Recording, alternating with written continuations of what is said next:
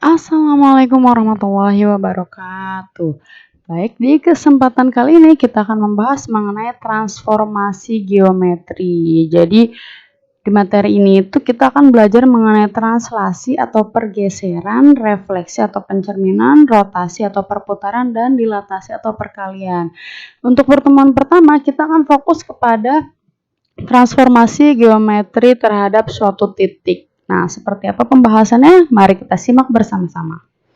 Untuk kompetensi dasar yang akan kita pelajari pada pertemuan kali ini yaitu menentukan masalah kontekstual yang berkaitan dengan transformasi geometri dan menyelesaikan masalah kontekstual yang berkaitan dengan transformasi geometri. Untuk tujuan pembelajarannya, yang pertama itu kita akan menentukan masalah kontekstual yang berkaitan dengan translasi suatu titik, refleksi suatu titik, rotasi suatu titik, dan dilatasi suatu titik.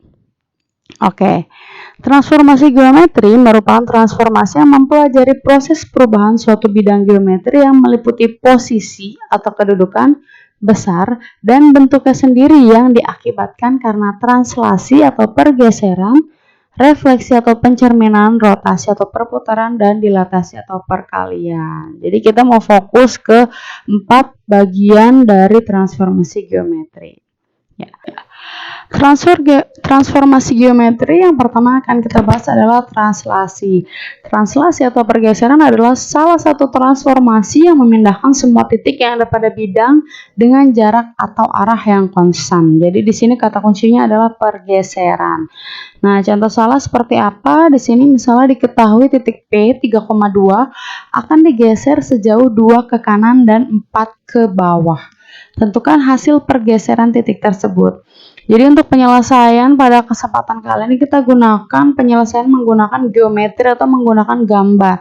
Yang nantinya kalau kalian sudah tahu gambarnya atau aturannya, kalian tinggal gunakan rumusnya saja untuk menyelesaikan masalah. Nah, di sini kan titiknya 3,2. Titiknya ada di sini ya. Lalu ini digeser sejauh 2 ke kanan dan 4 ke bawah. Nah, ini titiknya 3,2 kita geser 2 ke kanan dan 4 ke bawah. Oke. Di sini jadinya.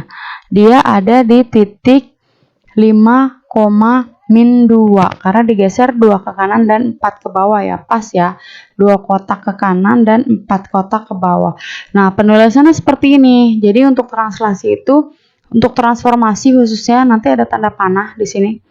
P 3,2 ditranslasikan sejauh 2-4. Jadi yang bagian atas itu menunjukkan pergeseran X-nya, sumbu X-nya, pergeseran ke kanan atau ke kiri. Karena ini positif jadi 2. Dan yang bawah ini pergeseran Y-nya. Karena ini ke bawah jadi -4. Hasil translasinya kita tulis sebagai P aksen 5,-2. Atau rumusnya sendiri, jadi kalau misalnya ada titik X, Y ditranslasikan sejauh TA, B atau TAB. Ini kalau kita lihat tinggal dijumlah aja ya. 3 ditambah 2 itu 5, 2 ditambah -4 itu hasilnya -2. Jadi hasil translasinya itu merupakan penjumlahan titik awal ditambahkan translasinya. X tambah A, Y tambah B. Gampang ya. Jadi kalau ada soal langsung kita gunakan rumusnya saja, tidak usah digambar. Nah, untuk bagian yang kedua yaitu refleksi atau pencerminan, ini merupakan salah satu transformasi yang memindahkan titik pada bangun geometri dan menggunakan sifat benda dan bayangan cermin. Jadi di sini nanti ada beberapa bagian dari refleksi. Nah, salah satunya seperti ini. Diketahui titik P 3,2 dicerminkan terhadap sumbu X dan sumbu Y. Tentukan hasil pencerminan titik tersebut. Nah, di sini seperti biasa kita gambar terlebih dahulu, kita tentukan titik 3,2 itu ada di sini ya. Nah, selanjutnya ini ada 2 permasalahan. Jadi yang pertama itu diminta dicerminkan terhadap sumbu X itu hasilnya apa, dan yang kedua itu kalau dicerminkan terhadap sumbu Y itu apa. Jadi ini soal satu titik yang dicerminkan ke sumbu yang berbeda gitu. Nah, yang pertama itu kita cerminkan terhadap sumbu X terlebih dahulu. Ini kan sumbu X ya yang mendatar. Jadi yang namanya dicerminkan jarak antara titik antara benda ke cermin dengan cermin ke bayangannya itu sama. Jadi kalau dari sini ke sini 2 kotak, otomatis bayangannya itu akan ada di sini. Jadi sama ya, sama-sama menghadap cermin dan bayangannya ada di sini, yaitu ada di titik 3, min 2. Jadi di sini hanya Y-nya saja yang bergeser, sedangkan X-nya itu tetap 3. Nah, ini dia rangkumannya 3,2 direfleksikan ini simbolnya terhadap sumbu X menghasilkan P aksen 3, min 2. Yang kalau kita rumuskan ya, di sini kesimpulannya P X, Y direfleksikan terhadap sumbu X itu menghasilkan P aksen X, min Y. Jadi nilai X-nya tetap, nilai Y-nya yang berubah tanda menjadi minus. Untuk permasalahan yang kedua, jadi titik 3,2 sekarang kita cerminkan terhadap sumbu Y. Nah, ini sumbu Y ini kan yang menurun nih. Jadi kalau dari benda ke cerminnya itu ada 3 kotak ya selisihnya, jaraknya itu 3 satuan. Maka bayangannya juga ada tepat 3 satuan dari cermin di hadapan cermin. Jadi di sini hasil pencerminannya itu min 3,2. Jadi min 3 itu dia merubah nilai X-nya ya, jadi min 3 sedangkan nilainya tetap 2. Atau kesimpulannya di sini kalau dicerminkan terhadap sumbu Y 3,2 itu menghasilkan P aksen min 3,2. Atau kesimpulannya di sini P X, Y dicerminkan atau direfleksikan terhadap sumbu Y menghasilkan titik min X, Y. Nah, ini untuk pencerminan terhadap sumbu X dan sumbu Y. Sedangkan ada lagi di sini, jadi bisa dicerminkan terhadap garis. Nah, ini contohnya titik P3,2 kita cerminkan terhadap garis Y sama dengan 3. Tentukan hasil pencerminan titik tersebut. Nah, 3,2 kan di sini.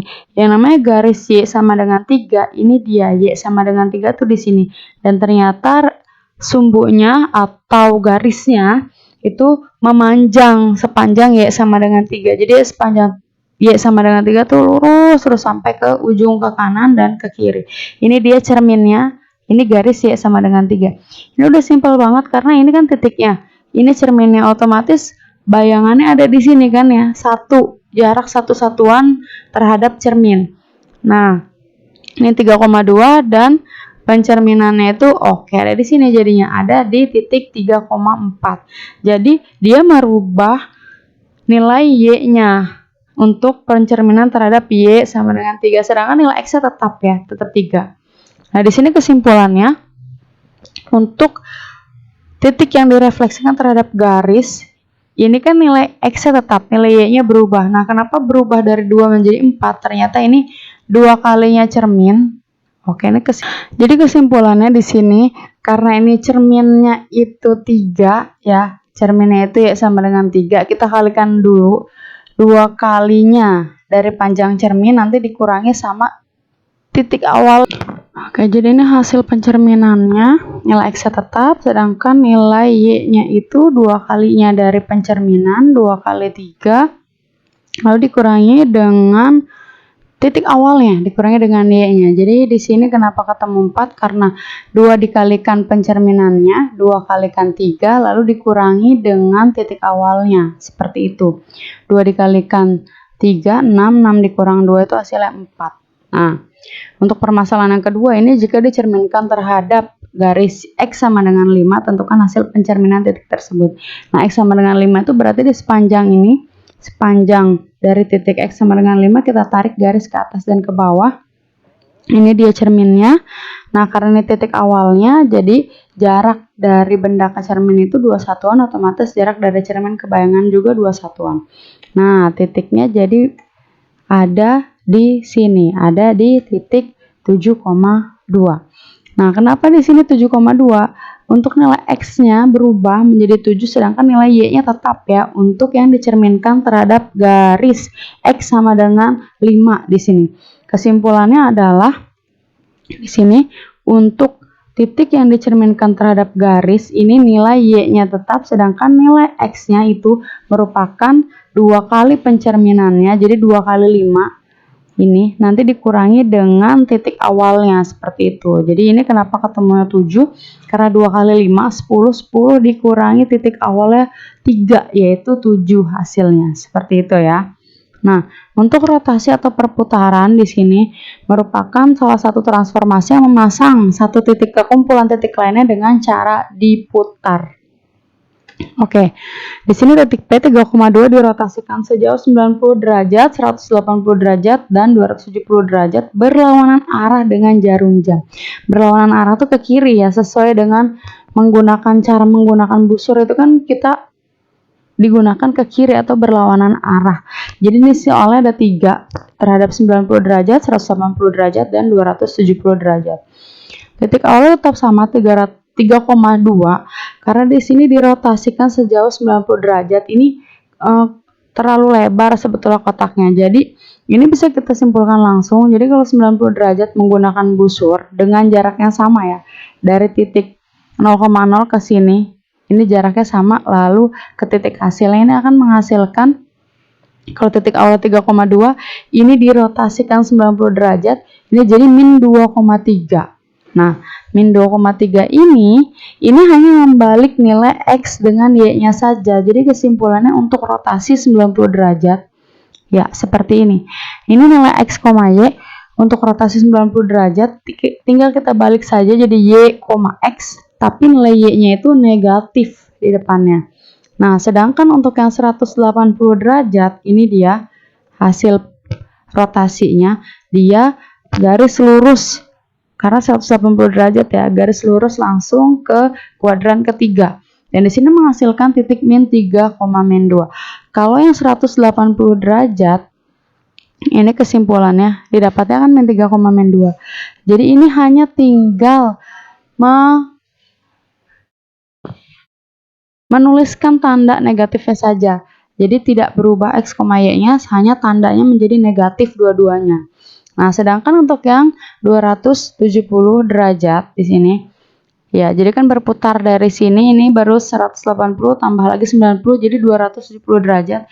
Titiknya ada di sini. Ini titiknya 2, min 3. Ternyata ini kesimpulannya didapat 2, min 3, ini hanya mengganti, ini sama seperti yang pertama yang 90 derajat.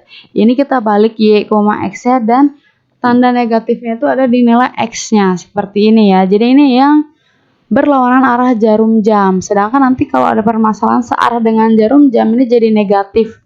Jadi negatif tandanya min 90 kalau searah dengan jarum jam, min 180 dan min 270. Jadi tandanya itu ke kanan dia.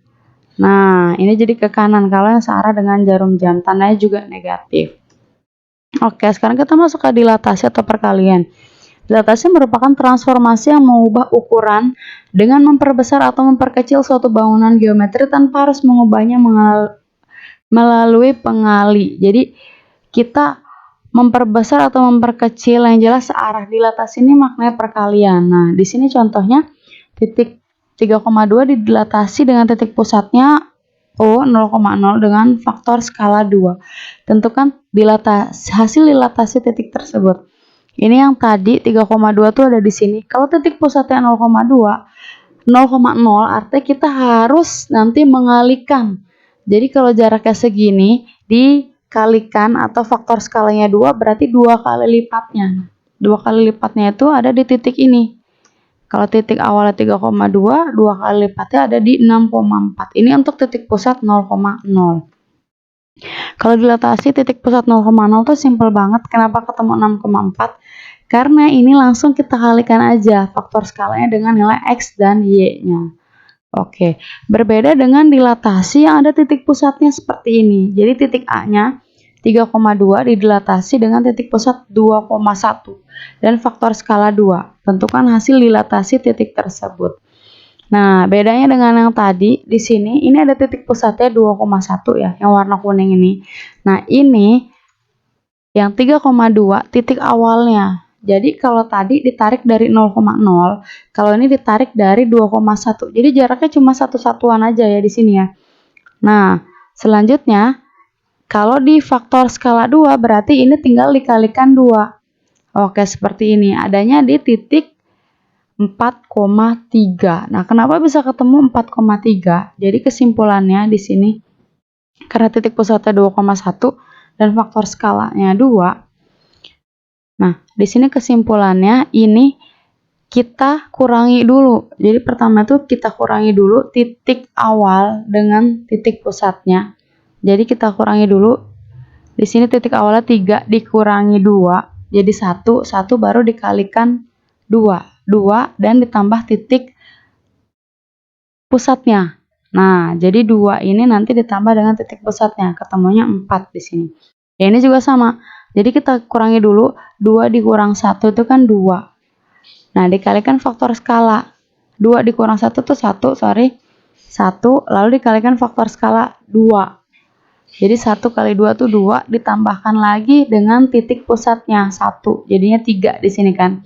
Nah, ini memang harus hati-hati, yang jelas titik awal dikurangi titik pusat, dikalikan 2, ditambah lagi dengan titik pusatnya. Nah, seperti itu.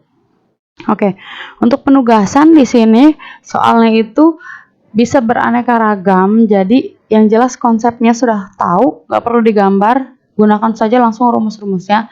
Soal yang pertama seperti ini, titik B 5,-8 ditranslasikan sejauh T min 2 min 5, kemudian dirotasikan sejauh 270 derajat searah jarum jam. Kedudukan akhir titik tersebut adalah, jadi ini ada 2 kali transformasi ya. Untuk yang nomor 2 ini 2,6 direfleksikan atau dicerminkan terhadap garis Y sama dengan min 3. Ini juga simpel banget. Yang nomor 3 itu, ini kalau ada min 5,4 ditranslasikan. Jadi translasinya nggak tahu nih. Titik akhirnya min 3,2. Ya, kalau biasa ditambahkan, ini ditambah dengan translasi hasilnya titik akhir. Berarti ini titik akhirnya dikurangi dengan titik awal, itu hasil translasinya. Gitu. Tugas yang nomor 4, di sini dilatasi, jadi 6,-2 dilatasikan titik pusatnya 3,-5, faktor skalanya 3. Ini yang titik pusatnya A, B ya. Oke, yang nomor 1 itu cara menyelesaikannya, kamu translasikan dulu, baru nanti dirotasikan, ini kelanjutannya. Nah, kenapa ini jadi 90 derajat? Karena di sini searah 270 derajat itu searah jarum jam, itu ke kanan. Jadi sama aja positif 90 derajat. Kalau searah jarum jam harusnya negatif 270. Oke, nanti ini hasil akhirnya apa? Dilanjutkan ini baru hasil akhirnya seperti apa gitu. Nah, untuk yang nomor 2 ini tadi pakai rumus yang kalau garisnya itu ya sama dengan K ya.